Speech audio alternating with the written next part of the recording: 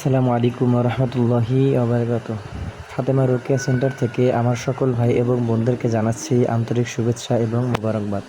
আপনাদের সামনে অত্যন্ত কার্যকরী একটি আমল নিয়ে আমি উপস্থিত হয়েছি।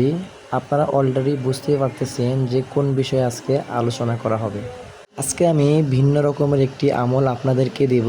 এই আমলটি আপনারা কিতাবে কোথাও পাবেন না, এটা কোনো মানুষের দেয়া আমল না। এই আমলটি সরাসরি মুওয়াক্কিল আমাকে দিয়েছে। দেখতে পাচ্ছেন যে মামলা থেকে বাঁচার আমল।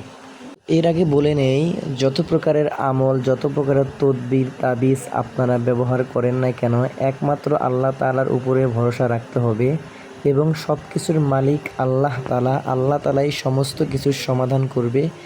এর উপরে পূর্ণ বিশ্বাস আপনাদের থাকতে হবে এবং আপনারা যদি কোনো তাবিজ, কোনো তদবিরের উপর যদি ভরসা রাখেন, তাহলে এই তদবির অথবা তাবিজ আপনাদের কোনো উপকারে আসবে না। একমাত্র আপনারা ওসিলা হিসাবে যদি এগুলো প্রয়োগ করেন, ব্যবহার করেন, তাহলে আশা করা যায় আপনারা 100% ফল পাবেন।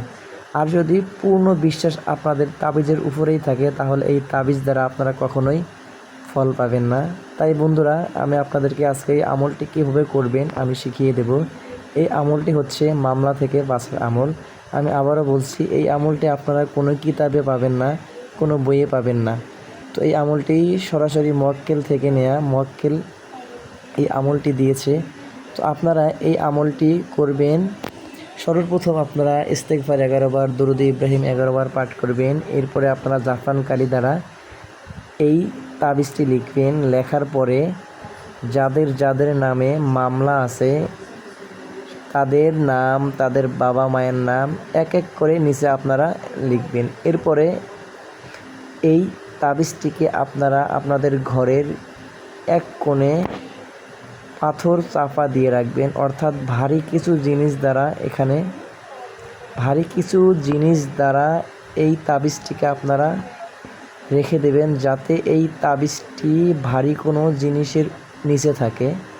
তাহলে ইনশাআল্লাহ অতি দ্রুত যাদের যাদের নামে মামলা আছে সেই মামলাগুলো অতি দ্রুতই মিটে যাবে। তো বন্ধুরা, এই আমলটি করার আগে অবশ্যই কিছু দান সদকা করবেন। দান সদকার ওসিলায় আল্লাহ তাআলা আপনাদেরকে সমস্ত বিপদ আপদ থেকে, মামলা থেকে হেফাজত করবেন।